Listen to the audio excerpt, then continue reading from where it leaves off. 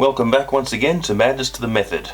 I am William, your host, and today I am reviewing the Nikon SB-22 Speedlight, which was first introduced in 1987 concurrently with the F501, which I also used to own.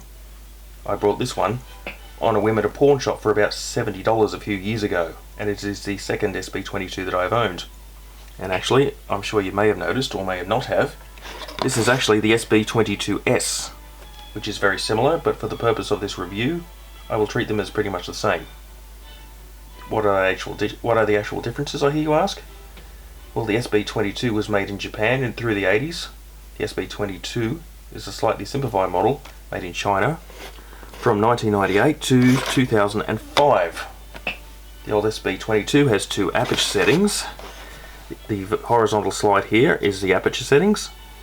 As you can see, the SB-22S has 4 of them. The SB-22 only has 2, and for reasons I will explain in a moment.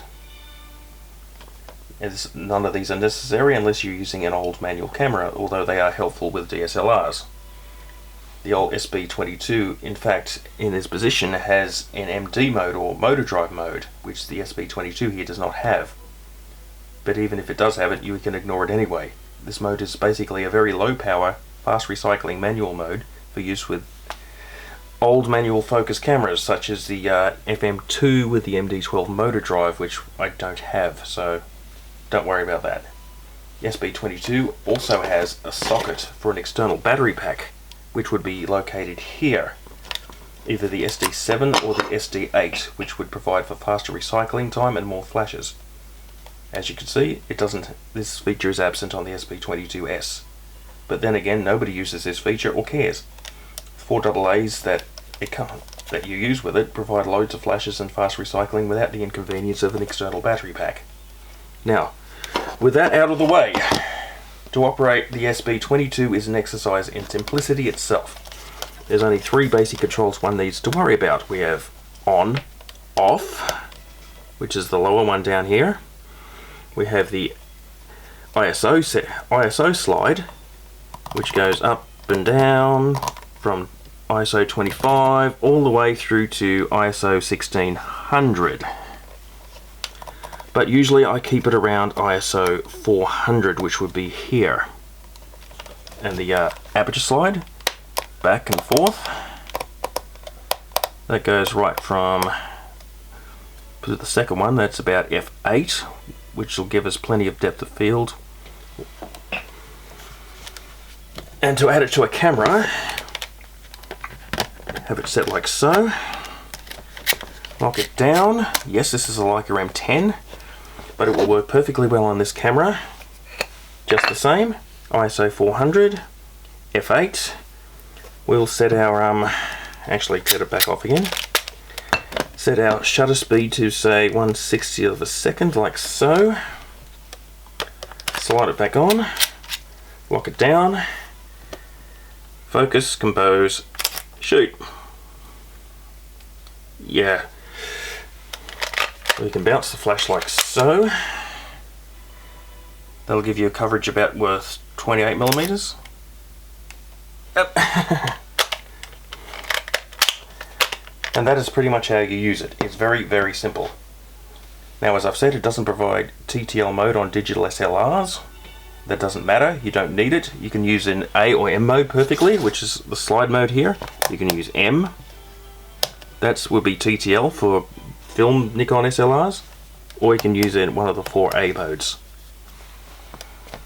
Just worry about the A and the M modes and never mind TTL. Doesn't matter, you don't need it.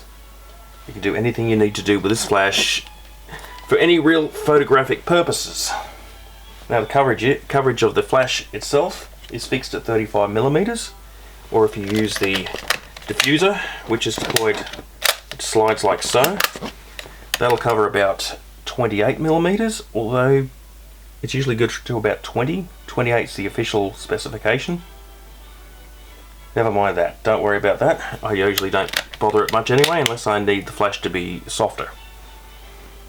Cycle time is about 4 seconds, and you'll get 230 flashes per set of 4 AA batteries, which are inserted on this side of the camera.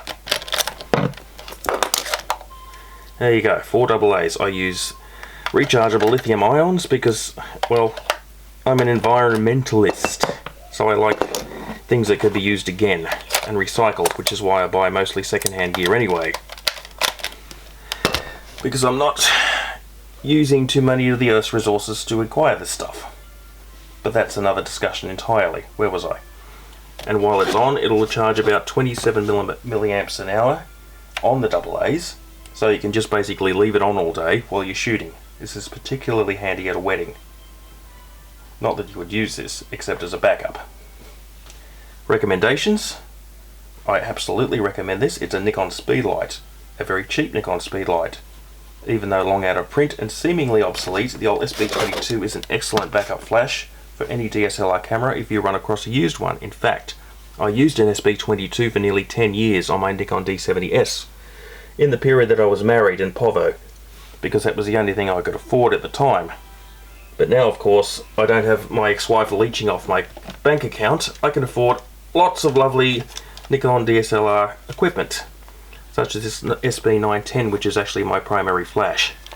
But the SB-22 I use a lot, and I keep it as my backup. It's cheap, it works well enough on any camera you care to use it on, especially my Leica M10. There you go. And once you get the hang of it, it's very fast to operate. Faster than most of today's flashes, in fact.